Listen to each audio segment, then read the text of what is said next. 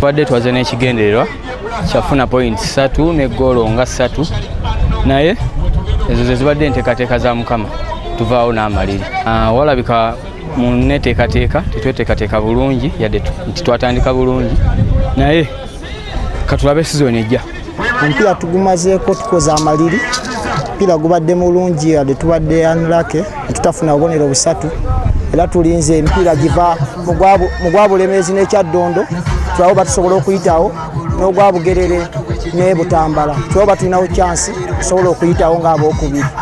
Akusookera ddala njagala okuyozaayoza bannabuddu olw'obuwanguzi nti olwaliro wadde tukoze eddulo naye twali twayita mudda ate nga tukulembedde ekibinja nga bwe mukimanyi wano we tulaga we tusinga okumanya. Bannabuddu mbasuubiza tuweeyo obuwagizi bwaffe eri ttiimu yaffe ekikopo kijja Buddu. Okusookera ddala nebaza Mukama Katonda asobosezza okuva mu kibinja, nebaza abawagizi ba Buddu obumu bwe mutulaze n'omukwano gwe mutulaze. Mukimanyi bulungi nti ttiimu yasooka neba nga tepafominga bulungi naye twatereeza okulaba nga ttiimu evudde mu kibinja. Nyongera obbasuubiza nti ekigendererwa ky'omwaka guno kyakutwala kikopo. Nyongera obbasaba mwongere okubeera wamu n'essaza lyammwe obuwagizi bweyongere na buli kimu tubasuubiza nti tugenda kumalira Namboole ate ekikopo omwaka guno kigenda kujja Buddu. Omupiira gwa leero guweddeemu emu naye olwedde ttiimu ebadde yayita dda mu kibinja. Tuvudde mu kibinja n'obubonero 18 era okwo tugenda okuzimbira okulaba nga ate ne quarter finals awamu ne semi finals nga tuliza ttiimu esobole otuuka ku finals. Kyensinga okubagamba abawagizi baffe aba Buddu kituvudde mu kibinja naye nga bwe twalirozaako mu kutukuba mu kubasookera ddala nisooka netukola obubi essuubi nelisooka ne livaawo naye nisobola okwesitula esooka mulina abazannyi abali kyekyo nti nno basobola okuba nga basobola okwesitula nga basobola okuzannya obulungi omupiira era nga netuwanguza ttiimu yaffe Buddu ng'essaza lyaffe kuba tulyagala nnyo naffe tuzannya nga twagala essaza lyaffe essebo. Tusuubira okuba nga tugenda kubawa buwanguzi bwokka kuba buli geemu gye tugendako kale gye tusigaza final gye tumanyi okukwata obulungi tugenda kugikwata bulungi, tugenda kutraininga bulungi, tetugenda kuwummula. Tutandika n'olunaku olw'enkya tubasuubiza tuddamu kutraininga tusobole okubalaba nga tuyitawo ku quarter finals.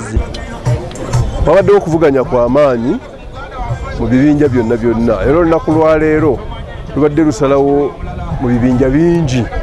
We tuli wano twogerera tufunyemu okusomoozebwa kumu mu mpiira gy'olwaleero naye nga tekituganye kufuna results. Ttiimu y'e Mawogola tesobodde kutuuka mu budde ekeereye eddakiika 55 namba ekintu ekimenyera ddala amateeka so omupiira ogwo ne gutasambibwa naye results tuzifunye ekiddako kyetugenda okutunuulira okulaba ki ekyokukola naddala eri ttiimu naye butereevu tuba tumanyi nti kooki eba etuta obubonero obwo naye we twogerera tumaze okufuna amasaza aga qualifyings okugenda okuzannya quarter finals era wiiki ejja olunaku olwokubiri tugenda kuba tufulumya fixture ya quarter final nga bwegenda okutambula era n'omuntu agoberera obulungi ennyo enambika yaffe oba omukululo asobola okumanya ani ajja okuzannya naye nga tugenda kufunira fixture entongole lunaku olwokubiri wiiki ejja nga tumaze okutuula. Tetugenda kulonda kalulu, twamala dde okukola omukululo twalaga nti awangula wano owookubiri ajja kukwata gundi. Kati byetugenda okulaba nga tutambulira mu mukululo ogwo okulaba ani azannya naani tufunye fixtures. Quarter finals tugenda kumula mu weeks 2. Mu weeks 2 zino tugenda kuba tuteekateeka amatiimu gano agenda okuzanya quarter finals. Tugenda kubeeramu n'okubasomesa kubanga bwe mulaba tension emipiira gibadde ne tension ey'amaanyi ennyo mu bibinja. Era tension eyo tusuubira ate nti ejja kweyongerako nga tutuse mu quarter finals. So tugenda kwongera okuteekateeka amatiimu gano agagenda okuzanya quarter finals sobola okuba nga tufuna quarter finals ennungi era asinga amaanyi awangule. Quarter finals zigenda kubeera za knockout. Home and away asinziza obubonero yajja okuba nga ayitawo.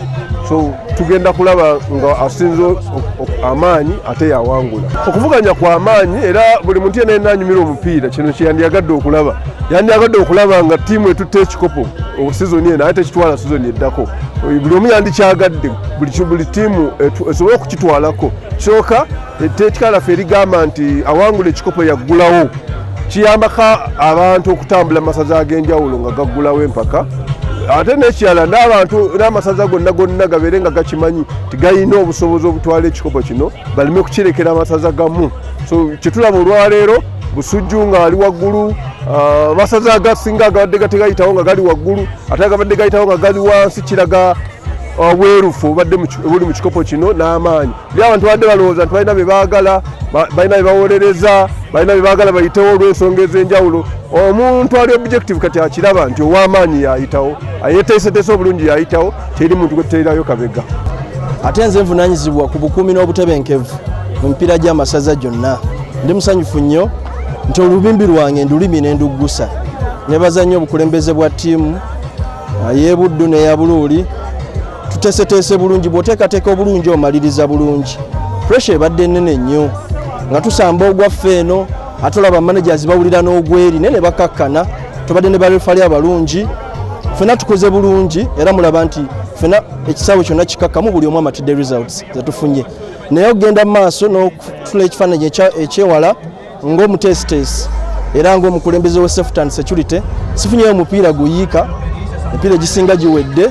Kinkoze bulungi okujjako ttiimu etatambudde gye tugezaako okukolako era ssentebe akyogeddeko wano. Emipiira gyonna giwedde bulungi tembadde mu kulwana. Ekyo kiteeka amasaza tournamenti yaffe ku mutendero gwa waggulu.